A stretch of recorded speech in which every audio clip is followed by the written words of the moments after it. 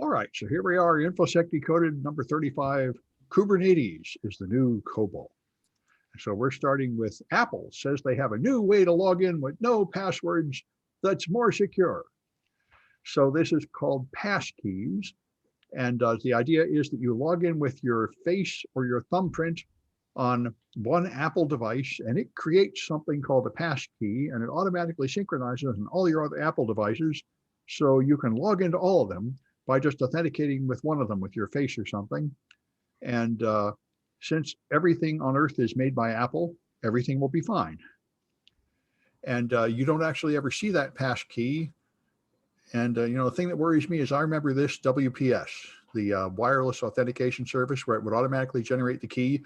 And I remember teaching students, it's supposed to be a 25-digit random key, but it turned out that it was only like a 6-digit random key and easy to brute force. So I hope Apple didn't make that mistake.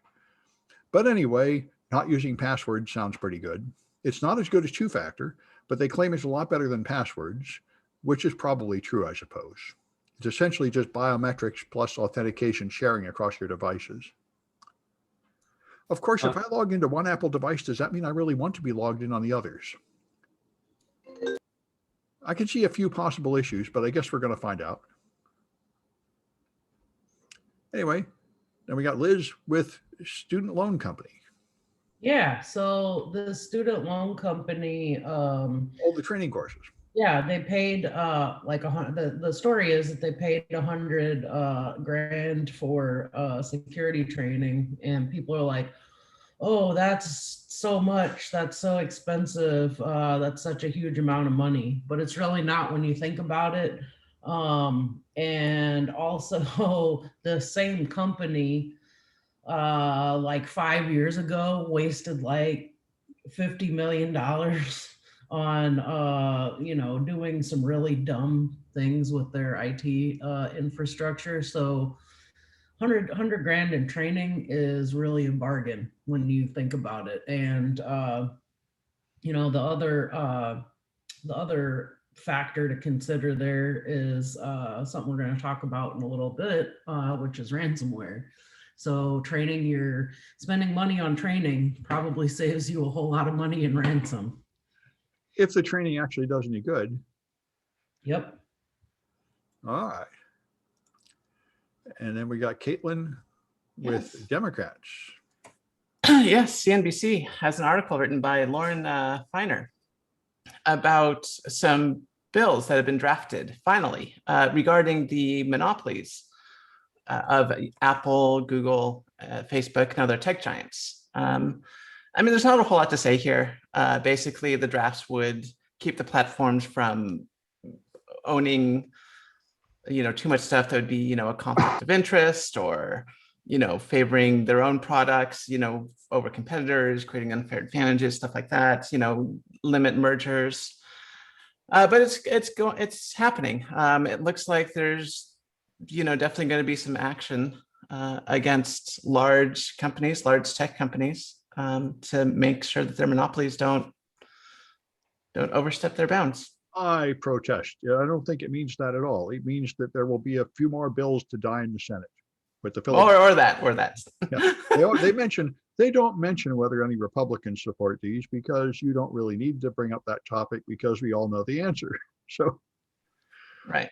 I think this is, I remember just The Onion had this just when Biden won. They say Biden really wants to appoint people right away to hit the ground running, to ram at full speed into a wall of partisan gridlock that will stop everything dead. And I think that's exactly what happened. Anyway. Yeah. So yeah, the one of two outcomes will happen from this. Either there will be some action against large monopolies, or more likely gridlock will keep these large tech companies doing whatever they want for eternity. Well, there's a third option. They could pass these bills only to have them all repealed as soon as the Republicans win, the Congress again in 2022, or Trump goes back in 2024, or in August, depending on how that all works out. Oh, well, there's some optimism for you. Yeah, that's me. I always like to cover all the bases. All right. Anyway, so Irvin's got more about the new Mac. Right. So macOS Monterey was announced this week during WWDC. And it just so happens that they are not so subtly pushing people towards the M1. So there are a number of features that they mentioned that looked all cool and wow, and only to find that, oh, any Intel Macs won't be able to do them. Like the offline on-device dictation, the natural or neural text-to-speech, Apple Maps stuff, portrait mode and FaceTime, live text, and other things. Yeah, so like this is the way Apple has always been. They never support legacy products. They Right. always only care about the new thing. Exactly. And getting all their users to keep up with the new stuff by chopping off some of the other stuff. Well, people say the M1 is great. And just before the podcast, I found out from you that I could actually get a MacBook Pro with the M1 in it, which I could not find on their website. So Yes, maybe I'm going to do that. It is difficult to find a 16 gigabyte one. It took me a while and a couple calls, but yes, you can. Yeah, well, that's interesting because it's supposed to be a lot faster and nicer. And I guess I want to find out. Yep. All right. And then Alan has got, oh, yeah, the FBI subpoenaing USA Today. Yes, the FBI subpoenaed USA Today for information about anyone who had read an article on the USA Today website about a attempt to arrest a man for possession of child exploitation images in which 2 FBI agents were killed. And the FBI was seeking IP addresses and information about all people who had accessed a story about this on the USA Today website within a 35-minute time window. The only time I've ever heard of this happening, in fact. I'm not aware of any other incidents like this in which the FBI had tried to subpoena a news organization for people who tried to read an article on the website. Well, you know, to be fair, I've certainly heard of this being USA Today. on the telephone network. I've heard of this a lot. This is a common thing you do. You arrest one member of like a gang, and then you get the pen register to see who they call to tell the rest of the gang. Yes, in plenty of other contexts, indeed. But in this specific one of just somebody reading a news article, that I have never heard of them. At any rate, it's a moot point now because the FBI has dropped that subpoena, and because apparently they found out this information by other means. It's still not clear why the FBI wanted this information and how that somehow relates to the investigation. But whatever it was, they found some other way to find whoever they were looking for. Yeah, well, you know, I could see, if I was the FBI, I might make a secret deal with the big news agency and say, we'll give you an exclusive and you'll have this story before anybody else does, because we know the first people that read it will be the crooks. I can see what they might be thinking here. In the case of USA Today and its owner, Gannett, I don't think anybody is under the delusion that USA Today is considered a breaking news organization. I might be. Or prestige or news organization. I think it's got some reach. Well, it's definitely got reach, yes. But that's probably not part of their business model.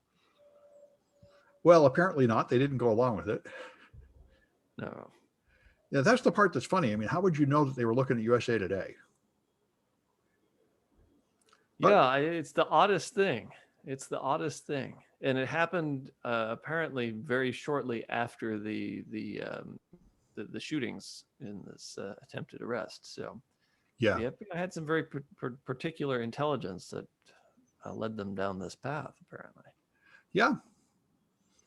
Yeah, well, anyway, and they did not get it, which is probably a good thing because we really don't want them keeping track of who's reading the news.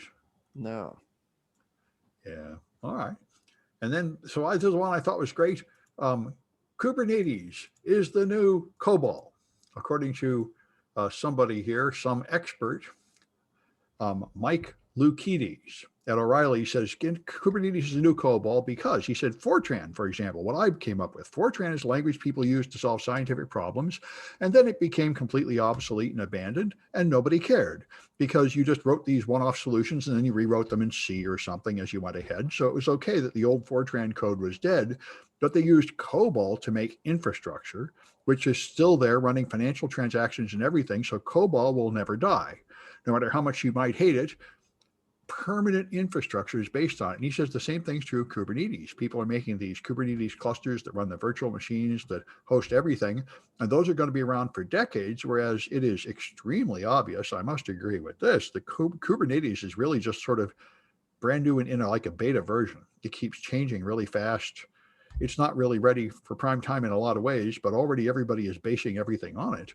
So he says, in a decade or so, we're going to have moved beyond Kubernetes and we're going to be stuck with all this legacy Kubernetes to support. Sounds like a pretty good argument. He might be right. Anyway, Microsoft showed there's yet another Kubernetes attack against Kubeflow, which is one of the deployment engines. People are tricking people's Kubeflow arrays into adding additional instances which mine cryptocurrency. And this apparently has happened quite a few times. And Ian Coldwater and Big Endian Smalls, two people I know from Twitter, are got a DEF CON talk talking about the first container breakout on a mainframe out of Kubernetes to take over the mainframe.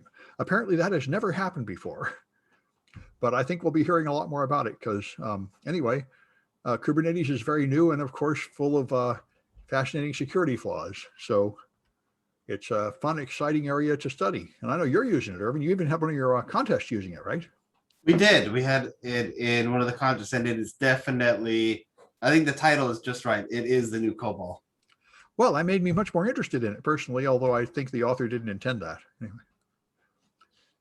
Anyway, so I was telling my sister to stop using these lousy old computers and get new ones. And she said, says the guy teaching COBOL. And I say, well, you got me there. Anyway, so Elizabeth has one wheel. Yeah, so one wheel is this, it's really sort of a mechanized, it's like a cross between a unicycle and a skateboard, really. I've seen these things. These things strike me as very close to the wheel they ride in BC. Yes. Yeah, and I've seen people riding these in San Francisco, riding these around in San Francisco. They're pretty cool. But there's this company that makes them.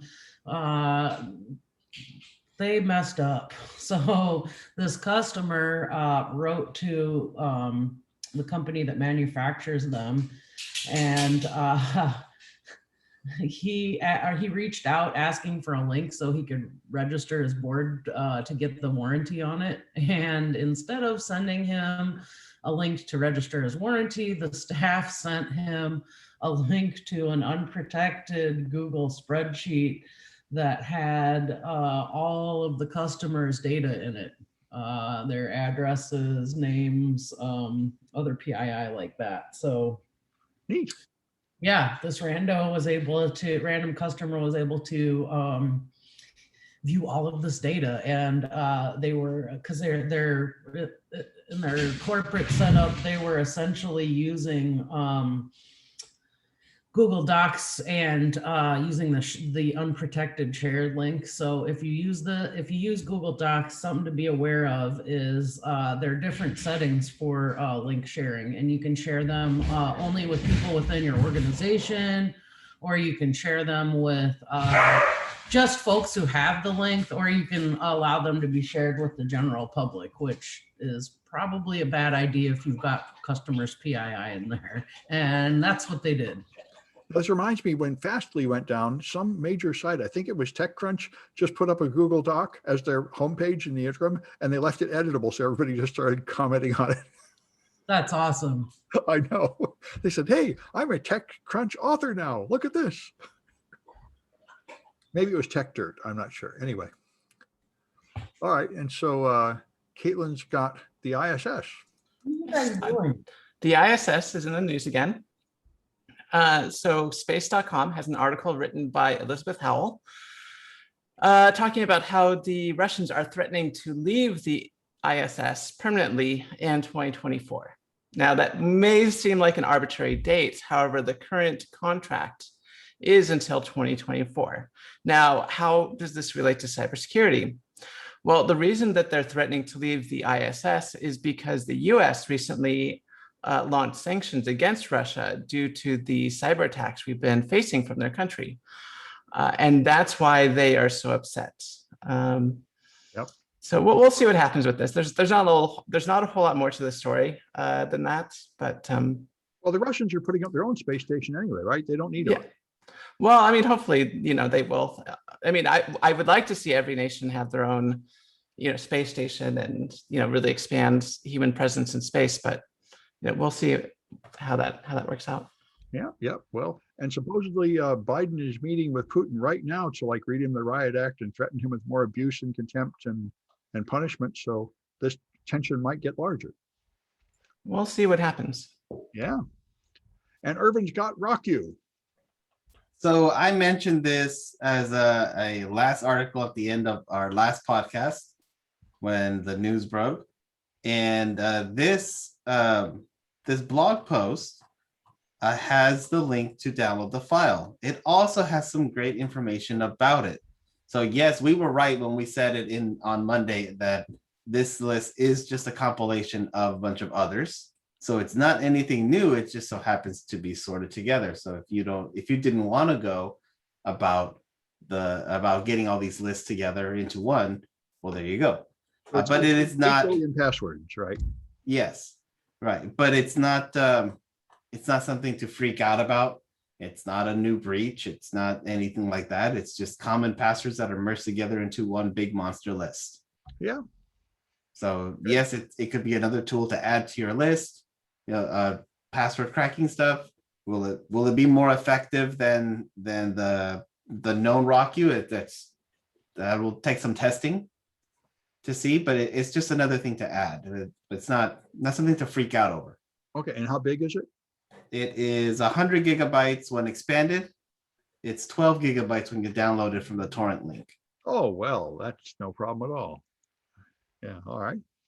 And so Alan's got chip R&D. And political funding for chip R&D. The US Senate has just approved a bill that allocates $52 billion for American-based chip manufacturing and R&D. And this is part of the Chips for America Act and 2021 defense spending bills. And this $52 billion is necessary to actually fund the Chips for America Act.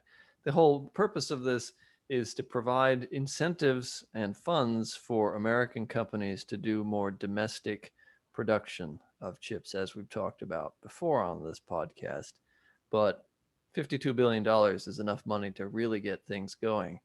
And the thinking is that in the future, the US will be less dependent on chip manufacturing and packaging that's done abroad. This also addresses concerns about supply chain attacks too. Now, this is only the Senate that's voted on it.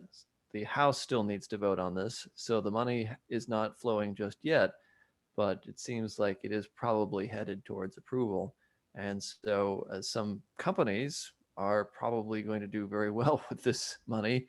Some brand name companies that I'll be talking about in a little bit, in fact, Okay. in this podcast. Well, good. Yeah, well, I think we definitely need some chips that don't come from China. They're right about that. All right. And so, yeah, I thought this one was a lot of fun. Privilege escalation on Linux. He found this thing called PaulKit, which is part of System D. And when you execute a command that elevates privileges temporarily like sudo, he went through the steps when this thing worked. It's not sudo, but it's some related command. And there's like 8 steps it goes through. It just debus asks the daemon to create a new user. The daemon receives the debus message. Anyway, there's a point where it asks for the UID of the connection, and then it connects to that process. So it's a little bit like a use after free. And he found that if you let it get halfway through this process and then you kill the the process with kill-9. It is approved a request. It reaches for the sender of the request. The sender is gone. And because of a bug in the code, it interprets that as, well, everything's okay, execute the command. So anyway, it's quite clever. And it shows another one of these it's basically a race condition. There's a way to kill the process halfway through, and it hangs in a state where it is going to, by default, approve an escalation, which it shouldn't have approved. So it's cute, and there's no end to these. This is why, you know, if your kernel hasn't been patched for about 3 months, you probably have one of these in your Linux machine. You got to keep it up to date, or you will have privilege escalations. Anyway, I thought it was a nice, good write-up. And Liz has got the meat hacker that paid the ransom. Yeah, so this happened during the same month as the Colonial Pipeline hack, and the ransom that this company paid made that look like couch change. This company ended up paying $11 million in ransom, and so far as we know, they have not gotten it back like the Colonial Pipeline group has gotten their ransom back. So pretty interesting. I mean, it's we're definitely making some gains in the fight against ransomware, but at the same time, the hackers are getting record high profits from their crime. So pretty interesting. Pretty interesting. It seems kind of like the Wild West in terms of ransomware right now. Yeah, and I remember last time they had the article where the guy said the ransomware gangs are so rich they're going to start buying 0 days just to become even more impossible to stop. Yep. And you know, it was funny that this was another situation where they ended up restoring from backups anyway. The FBI told them not to pay, and they had backups, but they were concerned that it would be too slow to restore from the backup, so they paid the ransomware, which I thought was an interesting detail. Oh, I think that's very common. That's what they all say. So very few people have a backup strategy where they actually do backups up and where they can actually use the backups. Very few people have that. Yes, and you would think that might be a component of your business continuity plan. But apparently not. I mean, I don't, you know, you'd think you'd want to know how much time it's going to take you to get your systems back online as part of your plan so that you could anticipate it. That's a pretty expensive mistake. It is. It is. I think it does show that people have really immature disaster response plans. Yes. Yeah. All right. And Kaitlyn's got the Chinese being dastardly again. Yes. So Nikkei Asia has an article written by Nikki Sun Nikki Sun, I should say, about what's going on in China and surveillance in the workplace. So there's been a lot of focus on the Chinese government surveillance. However, a lot of private companies within China are using similar surveillance techniques on their workers, and it's causing a lot of issues regarding job stress and you know, people wanting to quit their job. So the article starts off talking about somebody named Andy Wang, who was an IT engineer in Shanghai, and unfortunately they decided to put some surveillance software on this person's computer called Disan Zion, or Third Eye. And what it does is it monitors everything. So he was not only constantly working on this IT stuff, which is eventually exhaustive, he also knew that he was being constantly monitored all the time. So if he used his computer to go to YouTube, they would know about it and he'd get in trouble. You know, if he wasn't, you know, being productive all the time, he'd get in trouble. And eventually he just had to quit. I mean, that just makes sense. And we've seen similar situations like this back in the Industrial Revolution, where factories first came up and people were just being overworked and overburdened, and people, you know, just didn't have the tools to fight back against this sort of encroachment on their civil liberties.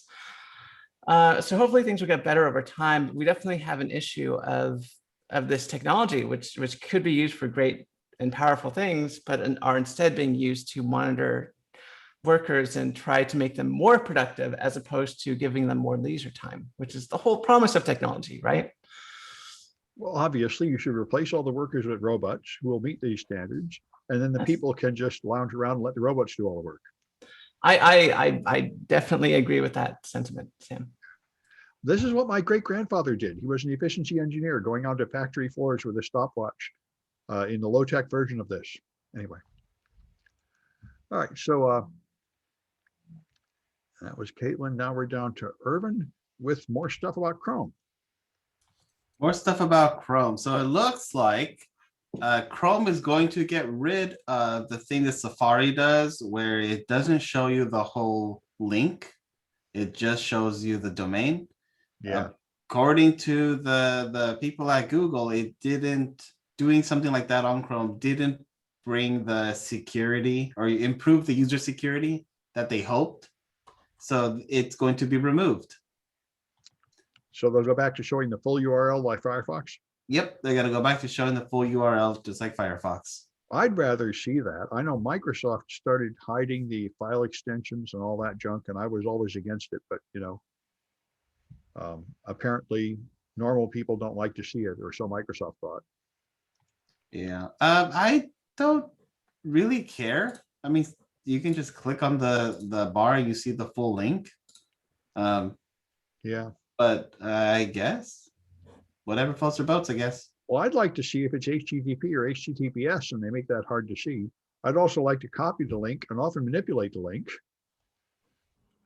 Yeah, I can do all that in Safari just fine. So I haven't been using Chrome, so I don't know exactly what it looks like right now and how, you know, what they see and what they deem to be not an improvement for user security. Mm-hmm. But Yeah. oh well. Yeah. All right. And Alan's got another chip maker. Yes, more chip news.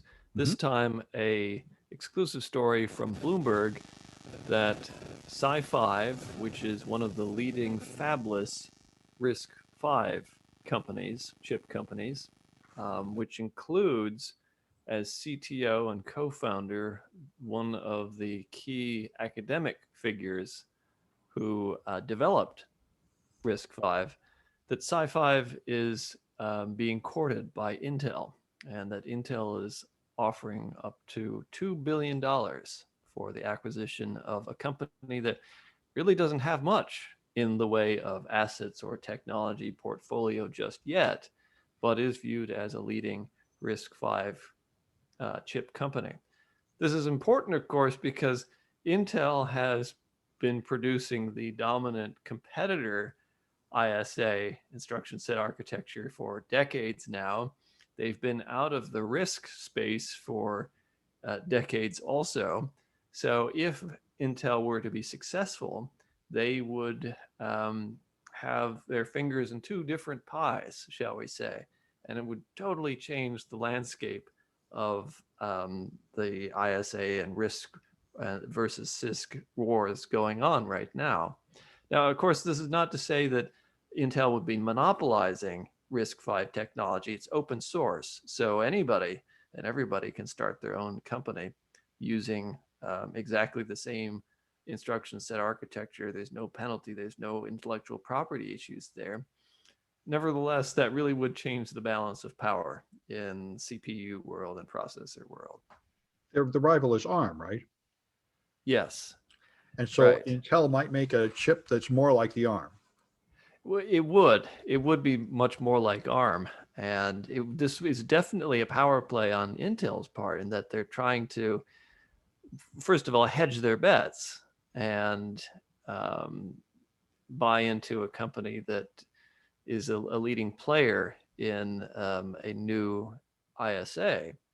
But it might also be a major departure for Intel, in that even though I'm sure they're going to continue with the x86 ISA for many, many years to come, if it turns out in the future that RISC architectures like RISC-V is actually ultimately better than CISC architectures like x86, then they have options. Yeah, I mean, I've been hearing for years that x86 is on the way out because ARM is so much better, but it never seems to be happening, really. No, and it was a big deal back in the late 80s and through the 90s that, you know, RISC was ascendant and Intel was going to, and AMD were going to die and all that. And Intel even went so far as to release their own RISC chip in the early 90s. Oh, But just as things have developed, technologies have developed, CISC has kept up with RISC and in many ways surpassed it. And so it's only been more recently that RISC and ARM specifically have made a comeback thanks to mobile devices. well, and now the Mac. Yeah, the Mac and the M1, which is a really big deal. Plus, Qualcomm is coming out with a bunch of additional chips too. Is there So- is there any server-based ARMs on servers yet? Oh yes, Yes. Amazon's doing that now. Oh, okay. Yep. Yeah, because that's what they said. They said the server racks would produce much more value and consume less power and stuff. Yes, and I don't know if that's actually ultimately been as successful as Amazon had hoped, but nevertheless, there is movement towards that. If I you think look, there's huge however, pro- at the performance of supercomputers Yeah. back in the 90s, RISC was dominant, but ever since the aughts, it's been all Intel. Yeah. Yet that trend may reverse eventually. And there's a huge problem with legacy software, which is what's bothering me. Like you can't run VMware on ARM. Yeah, yeah. It would be really nice if computer manufacturers created new ARM systems with an x86 maybe IO controller that they could tap into for compatibility reasons.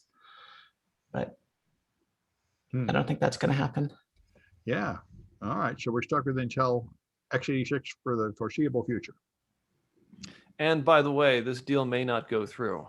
Right. According to this piece, Sci-Fi would prefer to remain independent. And they just raised a bunch of money at a $500 million valuation. They've got money from all kinds of different companies. So they don't desperately need the cash. And it seems to be a viable business so far.